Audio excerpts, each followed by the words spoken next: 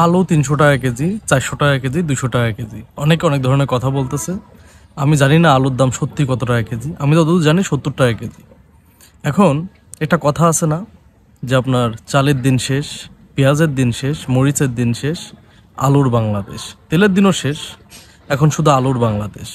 মানুষ কথা বলে আলু নিয়ে, মানুষ কথা বলে পটল নিয়ে, মানুষ কথা বলে অন্য অন্য জিনিস নিয়ে। ডক্টর মোহাম্মদ ইউনূস স্যার একটা কথা বলছিল যে আপনারা আমাদেরকে নিয়ে সমালোচনা করবেন, অনেক সমালোচনা করবেন। আচ্ছা, সমালোচনা করে লাভটা কি হবে? যদি সেই যে জিনিসটা নিয়ে সমালোচনা করলাম সেই জিনিসটার সমাধান না হয়, কি লাভ আছে সমালোচনা করে বলেন? কোনো লাভ আছে?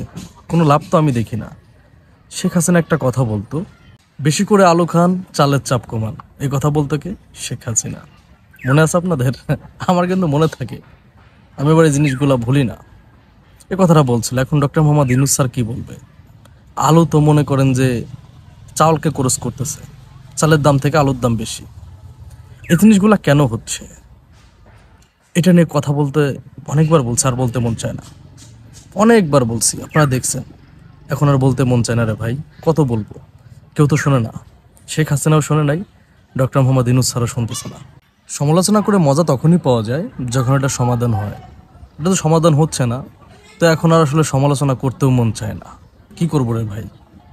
ওই যে আমি বারবার করে একটা কথা বলছি শেখ হাসিনা পতনের পরে, যে গরমে গরমেই সব কিছু করতে হবে, নরম হয়ে গেলে কিছুই হবে না। আজকে সেই জিনিসগুলাই ঘটতেছে।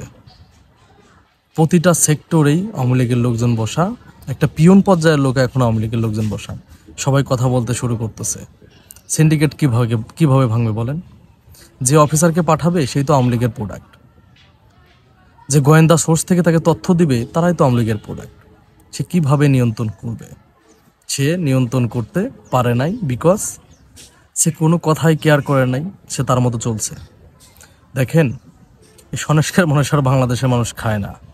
বাংলাদেশের মানুষ যেটা খায় সেটা নিয়ে কাজ করেন। বাংলাদেশের মানুষ দ্রব্যমূল্য নিয়ে কিন্তু বিরক্ত হয়ে যাচ্ছে, রাজপথে নেমে যাবে, চিন্তাও করতে পারবেন না। এই সংস্কার বইলা পানি খাওয়াইলেও, পড়া পানি খাওয়াইলেও কিছু হবে না। আপনি নির্বাচন দিবেন, সুষ্ঠু নির্বাচন দিবেন, হ্যান করবেন, ত্যান করবেন, আইনের সুশাসন চালু করবেন, হ্যান করবেন, ত্যান করবেন, এই জিনিসগুলা বাংলাদেশের মানুষ খায় না। বাংলাদেশের মানুষ যেটা খায় সেটা কাজ করতে হবে। বাংলাদেশের মানুষের দ্রব্যমূল্যের দাম কমাইতে হবে। 3 মাসে আপনি এই জিনিসটা নিয়ে চুপ ছিলেন, আপনার যত উপদেষ্টা আছে তা কেউ কথা বলে নাই, কেউ কোনো পদক্ষেপ নেয় না। এটা কিন্তু অনেক বড় ব্যর্থতা আপনার, আপনি বুঝতে পারতেছেন না। এটা কিন্তু বিস্ফোরক হবে। বিস্ফোরক হইলে কি করবেন? এই জাতিকে দমায় রাখতে পারবেন? পারবেন না। এই জাতি দমে থাকা জাতি না। একজন কথা বলবে, দুইজন কথা বলবে, তিনজন কথা বলবে, পরে কিন্তু বিস্ফোরিত হবে। কোনো জিনিসের দাম কিন্তু নাগালের ভিতর নাই, নাগালের বাইরে। সব জিনিসের দাম নাগালের বাইরে। সমালোচনা করতে বললেন, সমালোচনা করলাম। দ্রব্যমূল্যের দাম কমান, যদি সুন্দরভাবে দেশ চালাইতে চান, তা না হলে পারবেন না।